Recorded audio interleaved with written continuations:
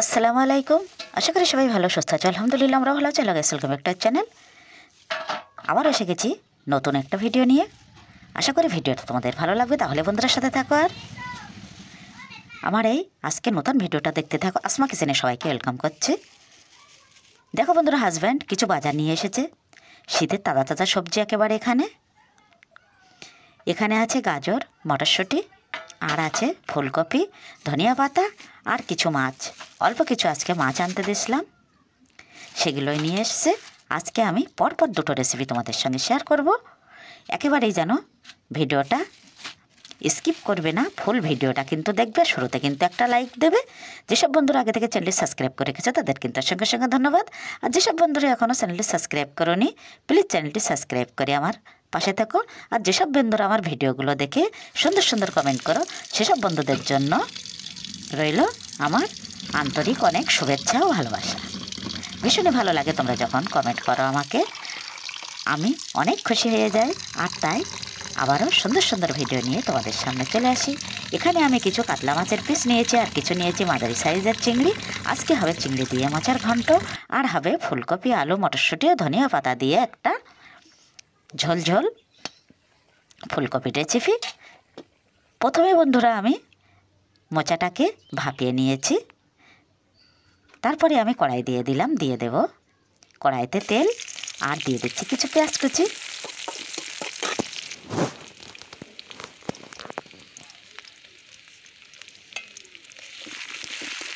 পেঁয়াজ কুচি দেওয়ার পর আমি দিয়ে দিচ্ছি একটু খুবই কম পরিমাণে আদা ও রসুন বাটা ও লাল লাল লঙ্কা, সাথে দিয়ে দিলাম সেই মাঝারি সাইজের কিছু চিংড়ি। চিংড়িটা আমি একটু ভাজা ভাজা করে নেব।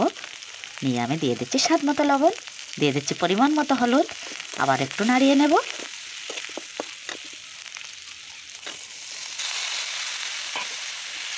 সব মশলার সঙ্গে চিংড়িটা আমি একটু কষিয়ে নিয়ে দিয়ে দিলাম সেই ভাপিয়ে রাখা মোচাটা।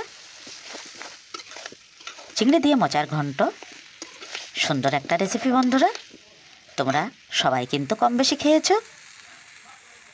হেভি টেস্ট এই সবজিটা। আমরা গ্রামের মানুষ, আমাদের গাছ থেকেই কিন্তু এগুলো আমরা পেড়ে খেয়ে থাকি। আর শহরে তো এখন সব কিছুই কিনতে পাওয়া যায়।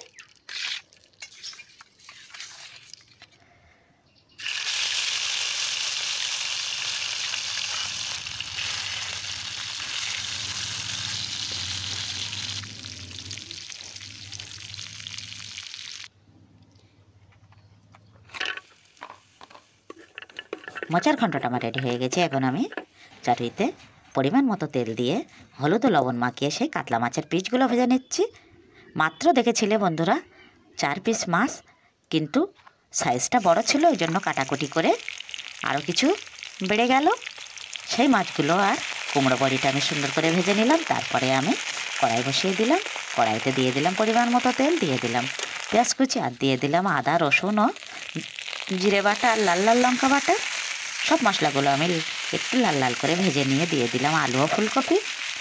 আজকে ফুলকপিটা একেবারেই জমে যাবে। শীতের ফুলকপির সাথে যদি পড়ে মটরশুঁটি, তাহলে কিন্তু আর কোনো কথা হবে না। দিয়ে দিলাম স্বাদ মতো লবণ, দিয়ে দিলাম কিছু সবুজ সবুজ কাঁচা লঙ্কা চেরা। বেশ ভালো করে এখন আমি কষিয়ে নেব। আজকে বড় সাইজের কাতলা মাছের পিস ছিল, এজন্য মনে হয় ফুলকপিটা আজকে আরও বেশি মজা হবে।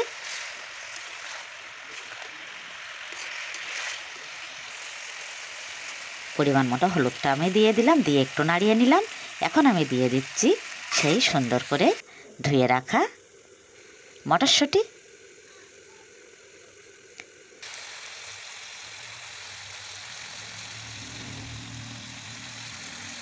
বেশ ভালো করে আমার সবজিটা কিন্তু কষানো হয়ে গেছে। এখন কিন্তু আমি পরিমাণ মতো জল দিয়ে একেবারেই ঝোলটা দিয়ে দেব।